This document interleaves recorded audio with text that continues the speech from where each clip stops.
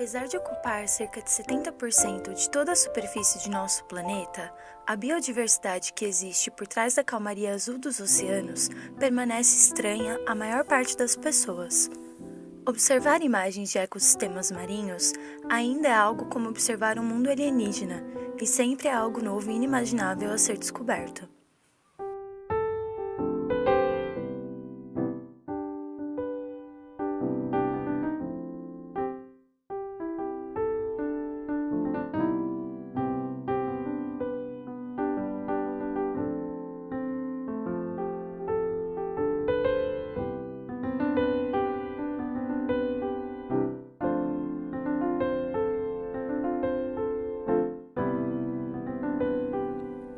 Esses animais, por exemplo, certamente parecem criaturas fantásticas saídas de uma animação da Pixar.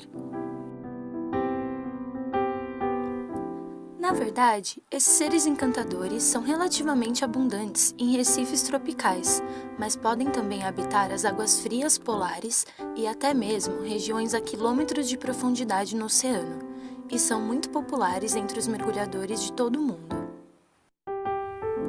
São as chamadas lesmas do mar, no vocabulário popular, ou nudibranquios, pois pertencem à ordem Nudibranquia, uma subdivisão da classe dos gastrópodes. São pequenos moluscos que vivem na zona bentônica dos ambientes marinhos, ou seja, a região mais próxima ao leito oceânico. Os organismos bentônicos são seres que se prendem a substratos rochosos, como os corais, que se rastejam pelo solo arenoso ou vivem enterrados nele.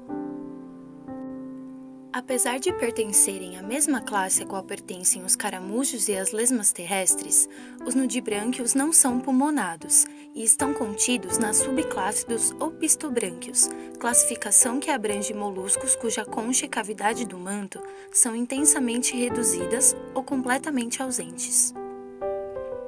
Os nudibranquios perderam a sua concha ao longo de sua história evolutiva e, consequentemente, os órgãos a ela associados. Esses animais desenvolvem, então, suas estruturas respiratórias de forma externa ao corpo, distribuídas ao longo da região dorsal em algumas espécies ou em forma de um anel ao redor do ânus em outras. As brânquias desnudas dão nome ao grupo. Além das brânquias muito visíveis, algumas espécies podem apresentar projeções do manto, que crescem dorsal e lateralmente ao longo de seu corpo. O conjunto dessas projeções é chamado de cerata e proporciona um aumento considerável da superfície através da qual também ocorrem trocas gasosas, além de conferir uma aparência característica a cada espécie e proteção, através da camuflagem e outros mecanismos.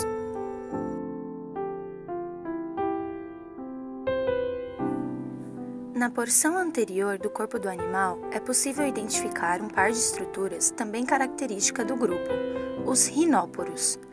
Estas aparentes anteninhas são órgãos que concentram, em suas estruturas intensamente ramificadas, uma grande quantidade de quimiorreceptores.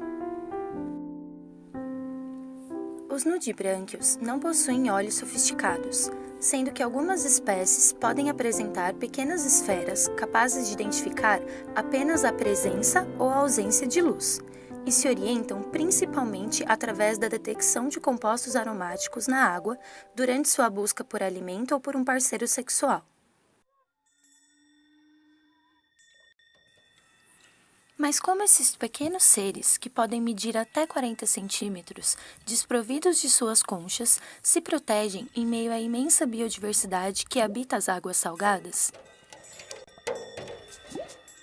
Os padrões de cores fortes e vivas que nos encantam nos nudibranquios podem ser, na maior parte das vezes, uma forma de defesa peculiar e muito eficiente desses bichinhos.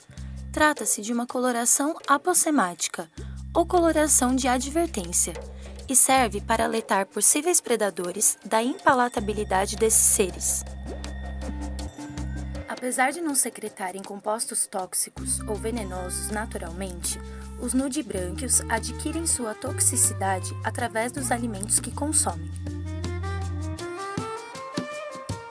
A dieta dos nudibranquios é majoritariamente carnívora, podendo abranger quinidários, esponjas, assídeas e pequenos crustáceos, ou até mesmo outros nudibrânquios em alguns casos.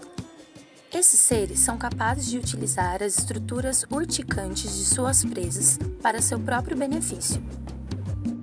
Os nematocistos, que são cápsulas preenchidas por fluidos tóxicos provenientes de tecidos de quinidários, não são descartados pelo animal, mas sim transportados através de seu sistema digestório até as extremidades da cerata. Em um evento de ataque ao animal, os nematocistos disparam, provocando lesões no agressor.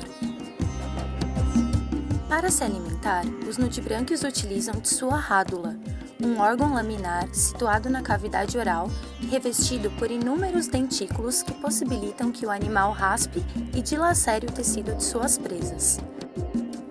A relação entre cada espécie de nudibrânquio e sua presa favorita é muito estreita, de forma que indivíduos de uma mesma espécie tendem a buscar ambientes parecidos para se estabelecer. Essa preferência proporciona o encontro com coespecíficos e, consequentemente, oportunidades de cópula. Todos os nudibrânquios são hermafroditas. No entanto, por conta de sua morfologia, não são capazes de fertilizar seus próprios ovos. Seus órgãos genitais estão dispostos lateralmente na porção anterior do corpo, e durante a cópula, os dois indivíduos se ancoram lateralmente e permanecem por horas, ou até mesmo dias, trocando entre si gametas masculinos. Ambos transferem seus gametas ao mesmo tempo em que recebem espermatozoides para sua própria fecundação. Depois, cada um dos indivíduos irá colocar seus próprios ovos, envoltos em uma espécie de muco que confere ao mesmo tempo proteção e nutrição a estes. Não há cuidado parental após a eclosão dos ovos, e o desenvolvimento da prole pode ser direto ou indireto, quando houver um estágio larval, a larva Veliger.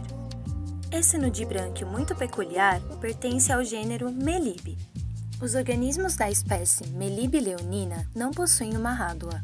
Ao invés disso, apresentam uma espécie de véu oral expandido na forma de um grande capuz ao redor de sua cabeça, semelhante a uma juba de leão, e utilizam deste para capturar presas, que podem variar de diversas espécies planctônicas a até mesmo águas-vivas, e forçá-las para dentro de sua cavidade oral. Os nudibrânquios, no geral, tendem a viver próximos de seus coespecíficos. Os Melibe leonina, no entanto, possuem uma preferência especial pela vida em colônias. Podem se alimentar de forma séssil, fixados a um substrato, por longos períodos de tempo, mas também são ótimos nadadores.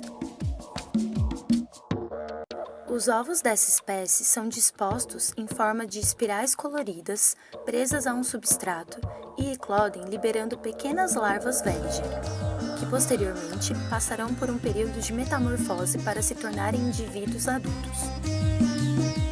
Essa espécie é característica de águas geladas e habita regiões que vão desde a costa norte-americana até mesmo o Alasca. Um estímulo breve e intenso em uma das ceras da cerata, como uma espécie de beliscão, desencadeia uma reação muito curiosa nos Melibe leonina.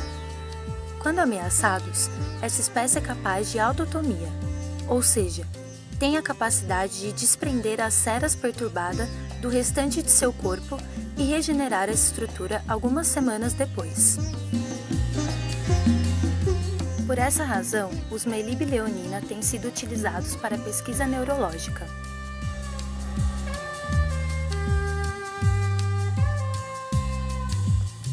Existem cerca de 3.000 espécies de nudibrânquios pelos oceanos, e cada uma constitui um universo próprio e encantador. A presença de nudibrânquios é indicadora de boas condições ambientais e serve para nos lembrar da importância de conhecermos e preservarmos estes ecossistemas marinhos.